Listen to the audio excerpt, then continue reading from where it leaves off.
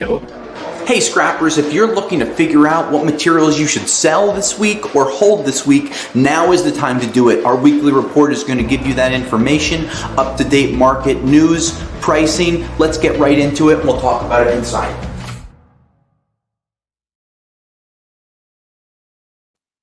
Jazz hands! Hey scrappers, Tom here from the iScrap app and Rockaway Recycling.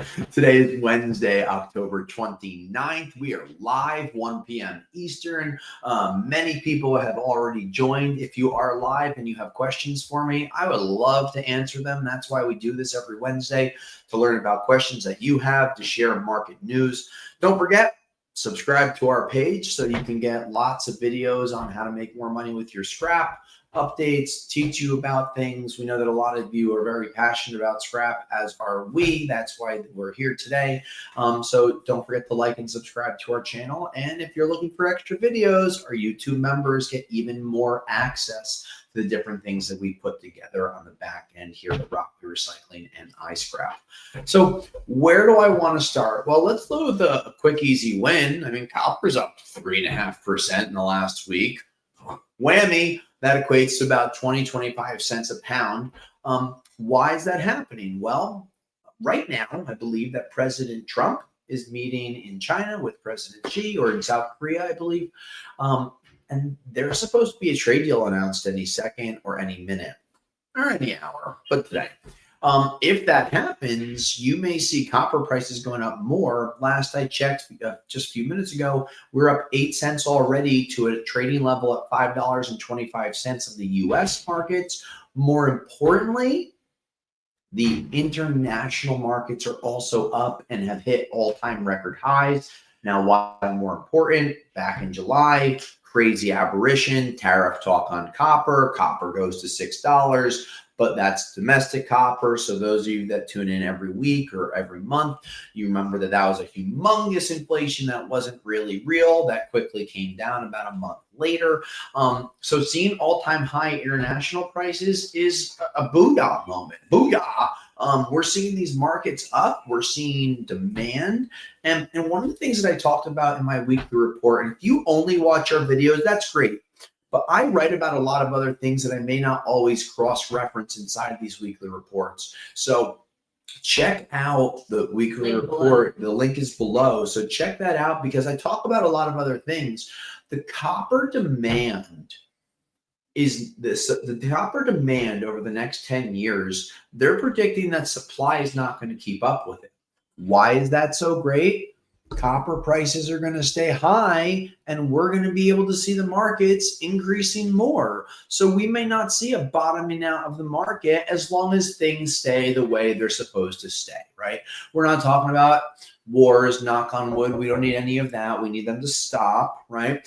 We need there to be more trade internationally. But the growth of the internet, servers, data, artificial intelligence, needs so much electricity that copper is going to be needed in such abundance, not only here in the United States, but worldwide, for these transmission lines, turbines, generators, transformers, and the list goes on. That's why NVIDIA became a $5 trillion company today. The AI demand is going to be really increasing the copper demand, and that's a great thing when it comes to scrap. So those are the things that we look at. And copper prices, you know, they're kind of buoyed today by the pre-notion that we're going to have a deal with the Chinese, right? That's good news, because if we're seeing those prices going up, even with more material coming on and tariffs going down on them, we plan on seeing this trend continuing moving forward for the foreseeable future. Now, I'm looking here at an article that we read through Bloomberg. The price is now wrong, but at the time of printing, the price was right. Copper futures neared a record high of $10,962.50 a ton, driven by supply concerns from major mine disruptions. The rally, up year to date 25%, also rebounds from from April's trade wars, showing strong market recovery. These copper prices, scrappers, are great. And if you're looking to cash in because you've been holding, hell, this is a great time to do it. Don't forget to report your prices after you do, or check the iScrap app. Don't forget, what we were built on originally is people reporting prices and being able to create more transparency in the industry. So we've been doing that successfully for almost 14 years, if not over 14 years now. So check these things out. Prices are high. We're seeing strong demand, and those going hand in hand along with humongous international trade deals is only going to push the market higher. So we're going to continue to see these markets going up. We're going to continue to see prices increasing, and we'll kind of wrap ourselves up on a copper front. Virginia, any questions on copper right now? No? Don't forget, we're live right now. Ask your questions. Let's talk about steel for a hot second. I'm going to talk about oil and gas prices first, as we've seen gas prices going to 5-year lows. I talked about this in my weekly report. Gas prices going down, to me, is so unbelievably impressive because the amount of money that was printed during and just after COVID shows that the dollars, there's 35 to 40% more dollars injected to the US economy and the worldwide economy. So to have oil and gas prices lower than it was 5 years ago, that's another booyah moment. And they're predicting next year that we're going to see prices go down on gas by another 20 to 30 cents, scrappers. So if that happens, transportation costs go down, processing costs go down, and if the demand for copper is going up, that's a win-win for you and for your wallets. Questions? Andrew says, what about copper from the Alaskan Preserve? This is going to be really interesting, Andrew, because President Trump and his team just opened this up not only for oil and gas, but for copper mining. I don't know how that's going to affect things because some of these projects could be multi-years before they start to produce. What I'm looking at is the disruptions we saw from the mine that was flooded a few months ago, I believe in Malaysia or Indonesia. Excuse me, the Nesias are giving me amnesia, so I'm not able to remember which one it is. That joke was, just kind of happened. It's nothing funny about people dying. That's more of why copper prices are being affected. And then moving forward, it's going to be more about demand. So the Alaskan Preserve is going to help, but I don't see how it's going to help immediately bring kind of prices up or more material onto the market. Don't forget, the less raw copper that's produced, the scrap prices go up on recycled copper. So that's like, it's one of these juxtapositions where you're like, oh, we want prices to go up. But if mining goes up, then they create more copper, and then it could lower prices. So it's like this balance you need to weigh, but the amount of copper that's needed is going to continue to increase. So that oil and gas price decreasing has actually started to help steel prices. I think in the last 3 weeks, we've seen $5 to $10 a ton total. Not, no jazz hands here. Total added on to the market, which is excellent. Because 2025 has sucked for steel. I mean, look at the prices for light iron. Virginia, if we could pull up some national averages on light iron and some steel prices, we're not seeing anything really great. We're seeing, lower demands. We're seeing mills having a surplus. Here you can see cast iron national average 133 a ton. That's not good, right? We need to see these prices increasing 100 a ton. But I just don't see that happening. Why? Well, automakers have moved from steel to aluminum, right? That's why we have been really hammering the aluminum sorting, the aluminum pricing. When we look at other steel consumption, factories, they're using more concrete walls. They have rebar, but not as much steel. Questions? Let's do it. Oh, yeah, I can't pronounce that one. So, Calico. Thank you. Will there be a market for coax in the near future? I don't see a real good market, and the reason why is processing. So you have copper-coated steel, right, and plastic. It's like a 2 to 3% copper recovery, maybe down the road, but you're going to really need prices to soar. Most likely, you're going to see those prices continue to be steel if you can even sell it at all. Good question. Another question. Galmeyer 75. So would it be a bad idea to hold on to my copper for a bit to see what prices do in the near future. That's on you. I have a strong sell recommendation on all copper. If you don't need the money and you like gambling a little bit, well, hell, hold on to your materials. But right now, what I see is strong all-time high record prices. Why are you going to hold on to that? Cash in, especially if you've been holding on to it, bird in the hand is worth two in the bush. So, up to you. Let us know what you do, and don't forget to report your prices. Next question. This is from a YouTube member. YouTube member. Sean, thank you for being a YouTube member. We really appreciate you. Do you see interest rates affecting prices more, or have rates stabilized? So they're talking about, great question, rates are supposed to decrease this afternoon by 0.25%, and they're also expecting a December rate cut of another 0.25 point. What's that going to do, and how is that going to affect copper prices? Well, if it's cheaper for companies to borrow money from the bank and their interest payments are lower, and you have accelerated depreciation from the one big beautiful bill, you could start to see copper rates going up. But again, this is negligible because the amount of copper that's going to be needed is almost pre-baked into some of these projects. So it's not going to make copper prices go down because money is going to be cheaper to borrow from banks because interest rates are going to be down, right? So it might accelerate the demand for copper because now you're going to be looking for this material more to start these projects and then do that full depreciation. So hopefully that helps answer your question. And again, thank you for being a YouTube member of ours, Sean. Next question. Meat stick crank. Is copper going to $6.90 per pound? That seems to me to be a Canadian dollar number. So I don't know if we could do a quick conversion of where we're looking at. On a COMEX level right now, copper is at $5.23 per pound, up 8 cents today. So Canadian-wise, what do we have that being?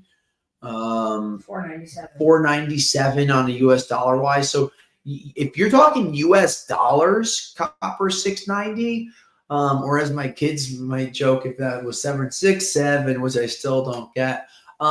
I don't see it hitting $7 next year. I didn't see it hitting $5.25 this year.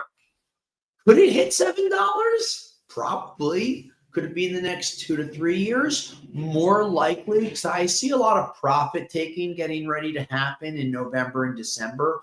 Don't forget, copper has become a traded commodity like stocks, opposed to just a physically traded commodity. They're trading future contracts. That's a whole nother segment for us to go into. But on a Canadian level, you're probably close to getting there next year if we see copper go up another 80, 90 cents on the US dollar base. Any more questions? Ken, do you expect an increase in stainless steel? Great question. No.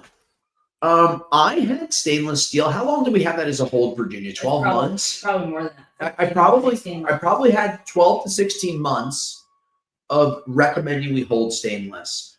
I got rid of anything I had. I saw no market movement on the nickel prices. I think they're like 15,000 a ton almost every single month for the last 12 to 16 months. There's no movement. There's no market where people are talking about there being a deficit, right? So if you don't have any material or any material problems, why would prices go up? I strongly recommend selling your stainless, as I have and many others have. Some scrap yards are still sitting on it, but not enough to really to write home about. Next question. Sean says, do you see a price where stripping Romex is recommended?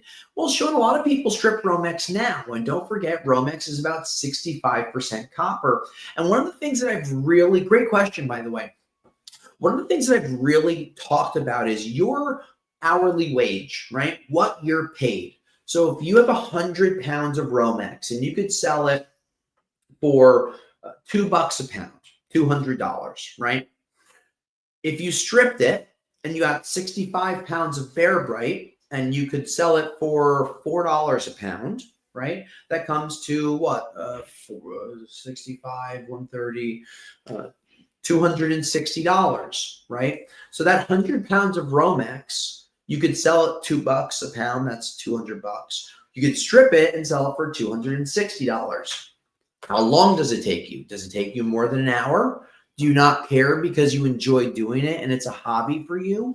So Romex is a funny one. THHN at like a 75 to 80% recovery may be a little more likely to be able to strip. Do you have a wire stripper? Are you do it valuable to strip? All right, do you have a wire stripper? Are you doing it by hand? If you are doing it by hand, wear cut-proof gloves. We've seen more people coming in Rockaway Recycling with cuts across their fingers from stripping small gauge wire than just cashing it in. And if you have a lot of it, you may be able to negotiate a price with your scrapyard, and that'll help you out. Next question. Wow, here. Kenny Campbell, yellow brass. Yellow brass prices are up. National average right now should be in the 210, 215 range, with copper prices going up, zinc prices going up. I do expect to see a 10 to 15 cent increase by the end of the year on brass prices. That would be a super positive. Overall, the markets are really strong for yellow brass, but where the secret lies, Kenny, and if you were a YouTube member, you'd get this, and there are some videos, is sorting your brass. Red and yellow are different things, humongous price differences. So check out our YouTube page to see the differences between yellow and red brass. And you can become a member and get some videos that we only send to members. So great question. Thanks for asking. We'll go back into things. Aluminum, week over week up 4%. Ching, right? That's another win. Now, unfortunately, sheet aluminum prices have not moved much, being in the 45 to 55 cent range. Aluminum is a secret again, scrappers. YouTube membership has shared lots of secrets on how to make more money with aluminum, as has our regular YouTube page. Aluminum is such a great upgradable item that you can upgrade into a 6061, a 6063. And if you don't know how to do it, check our videos out and bring samples to your yard. Aluminum sheet is more of a hodgepodge, right? It's like the chili of the cooking world, but for aluminum, little of this, little of that in there, a little steel, a little plastic, a little contamination. Generally, sheet aluminum is like 3 to 5% contamination. But with aluminum prices on such a bull run market, oh my gosh, separate your aluminums. Please, please, please, please separate your aluminums. You'll make so much more money doing so, and that's a good thing for your wallet, and that's a good thing for your overall scrap. Let's switch over to catalytic converters, sponsored by rrcats.com. This quarter, we've seen some of the highest prices in over 3 years, really since the Russian-Ukrainian conflict started. These prices over the last 3 months are some of the highest that we've seen since. Palladium prices week over week are down almost 7%. Platinum's down 3.5%. Rhodium is up slightly, right? But our catalytic converter prices are at some of the highest levels that we've seen. And we've seen customers that have been hoarding them, selling them. You know, we have customers that sell us their lower grade cats because they just want to keep money flowing. All of a sudden, we've seen their higher grade materials coming in as they've been saving them for years. So catalytic converter prices are really strong, really positive.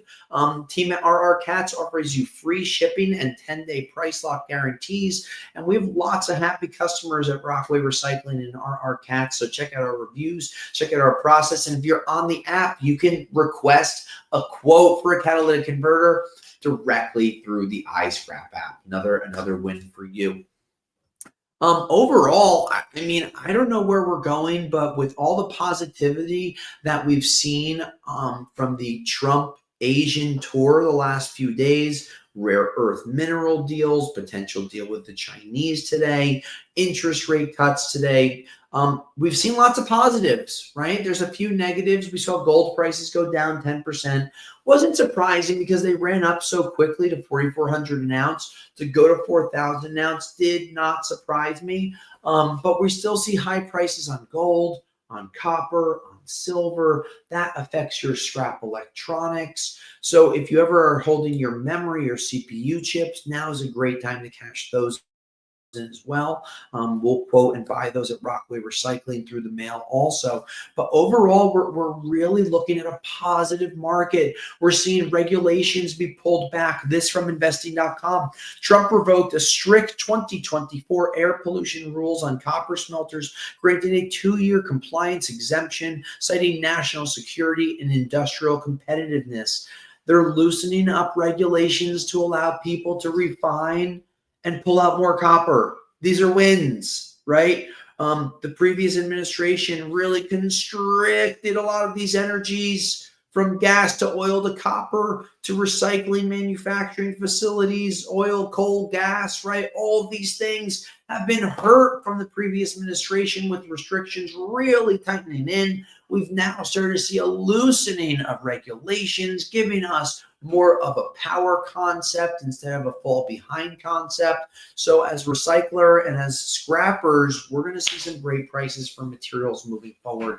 Now, scrappers, don't forget to like and subscribe to our YouTube channel. Next week, we will not be live. We'll either have a report going out or some type of pre-recorded message. The following week, we will be returning.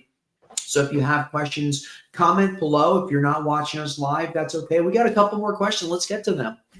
Jacob says, is it a good idea to sell before 2026? I don't know what you need, Jacob. If you're looking for more money, I mean, you might hold long term.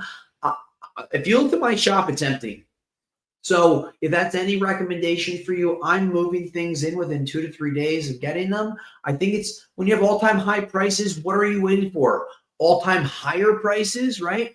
And then do economies of scale. Do you have 100 pounds? Or are you waiting for 5 cents a pound more? That's $5. Do you have 1,000 pounds? Well, that's $50. You got to weigh these things and see, do you need the money? Can you wait? Are you willing to gamble? Because if we have a pullback, I don't want you to yell at me. But all-time high prices, in my opinion, get it out. That's what I'm doing. Another question. In Indiana Power Clean, what is stripped aluminum wire graded is at? That is called EC wire, electrical conduit wire. Phenomenal pricing. Prices over $1 a pound if you find the right scrap yard. The wrong scrap yard will give you like a clean aluminum price, like 60 cents a pound. Please walk away from that. But make sure you're not dealing with something that's called ACSR, which could have a steel piece inside of the EC wire, the stripped aluminum wire. So here you see national averages at 59 cents. These are low ball numbers. If you have clean stripped aluminum wires, you should be getting no less than 80 cents a pound, right? Should be over $1, but 80 cents is a minimum. Speaking of which, I'm going to update my price because that was on my list of things to do today. But that's a great question. Another question, bring them. What is the fate of the penny? I hope they scrap it. I'm so tired of holding pennies. They're made with little to no copper. They almost have no value when you compare them to what they used to be. They cost more than a penny to make. Yeah, they do. I think I read they were like 3 cents to make a penny, right? So we're not going to have. I think they're going to get rid of pennies. They should be getting them. Yeah, I was right. 3.69 cents to make 1 penny. Let's see. If that was a business, they would be spending $2.69 more cents than their product was worth.